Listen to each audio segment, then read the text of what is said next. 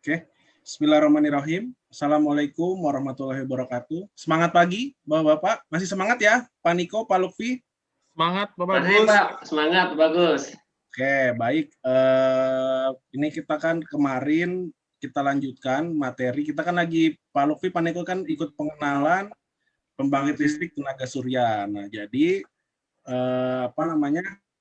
melanjutkan dari pemateri kemarin, membahas tentang komponen PLTS atap. Nah, pada hari ini kita akan membahas sedikit tentang sistem PLTS atap. Oke, sebelumnya izinkan saya untuk share screen sebentar. Sudah terlihat ya, Pak Niko, Pak Lutfi? Apakah sudah terlihat? Terlihat Sudah, Pak. Oke, baik. Sebelum saya mulai, izinkan saya memperkenalkan diri terlebih dahulu. Nama saya Bagus Rizky Dewantoro.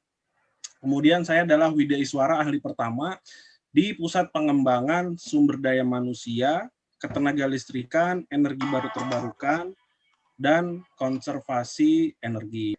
Ini ada alamat rumah saya, kemudian ada nomor WhatsApp dan email. Nanti jika ada diskusi-diskusi yang belum terselesaikan pada kesempatan kali ini, bisa kita lanjutkan di belakang layar. Oke, nah ketika kemarin kita sudah membahas komponen utama PLTS atap, pembumian. Nah sekarang kita akan membahas sistem PLTS atap. Nah, indikator belajar pada hari ini, indikator hasil belajar ini, nanti diharapkan Bapak-Bapak ini, Pak Lutfi, Pak Niko ini mampu untuk menjelaskan mengenai sistem pada PLTS atau PLTS atap. Oke, sebelum itu kita review sedikit ya, Pak Lutfi dan Pak Niko. Kemarin kita udah bahas komponen utama PLTS atap. Apa aja sih komponen utama PLTS atap? Boleh Pak Niko atau Pak Lutfi salah satu? Izin Pak Bagus, Pak Lutfi Pak. Yang paling penting itu adalah panel suryanya Pak, untuk modulnya Pak.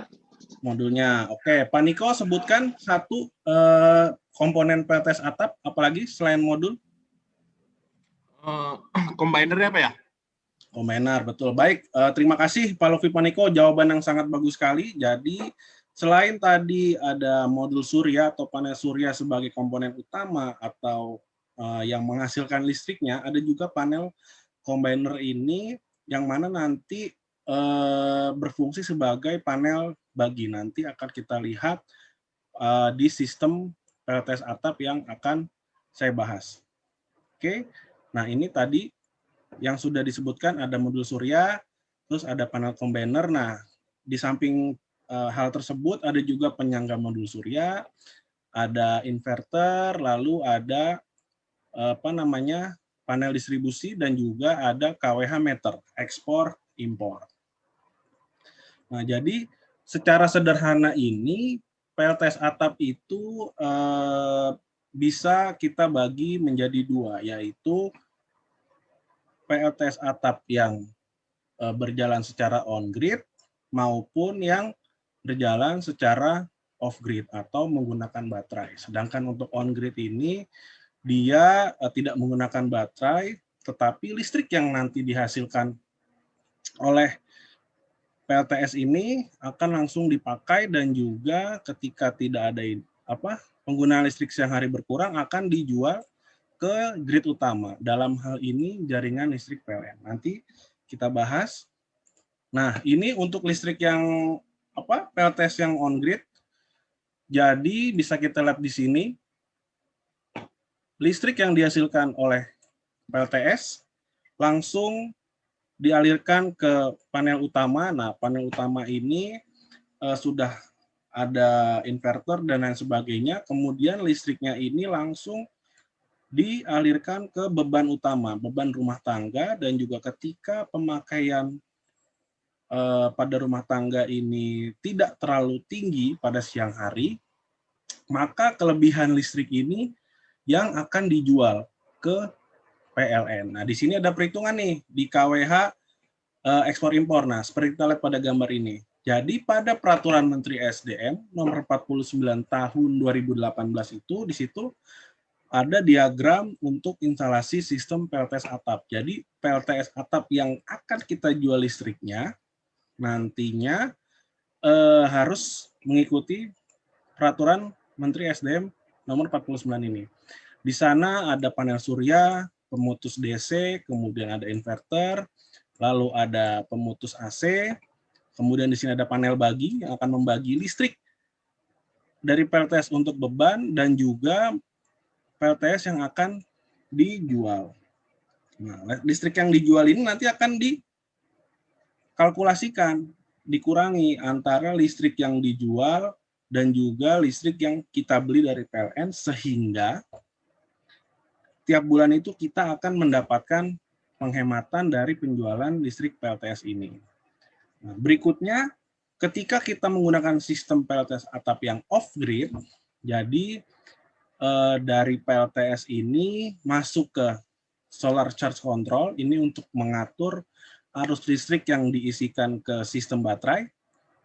Kemudian setelah itu, listrik akan dialirkan ke inverter, baru bisa digunakan oleh peralatan-peralatan yang memang menggunakan listrik AC. Kemudian berikutnya, nah jadi untuk sistem off-grid ini ada beberapa tipe, yaitu ada tipe AC coupling, kemudian ada juga tipe DC coupling. Nah, perbedaannya apa? Nanti kita lihat perbedaan AC coupling dan DC coupling, baik pada siang dan malam hari. Nah, ini bisa kita lihat, jadi pada siang hari ini, listrik dari modul ini pada AC coupling ini langsung masuk ke beban, kemudian sisanya akan digunakan untuk mengisi baterai. Namun ketika pada mendung dan juga pada malam hari, terutama itu tidak ada listrik dari PLTS ini ke beban, melainkan langsung dari baterai. Nah, berbeda ketika kita menggunakan sistem DC coupling. Jadi dari modul surya ini masuk ke SCC, baru digunakan untuk mengisi baterai. Dari baterai ini langsung ke beban. Ini kita perhatikan sama. Dari beban ini masuknya langsung ke baterai. Jadi kira-kira itu. Pada PLTS itu ada on-grid dan off-grid. Kemudian di off-grid itu bisa menggunakan sistem AC coupling maupun sistem DC coupling. Oke, sekian dari saya. Tapi sebelum itu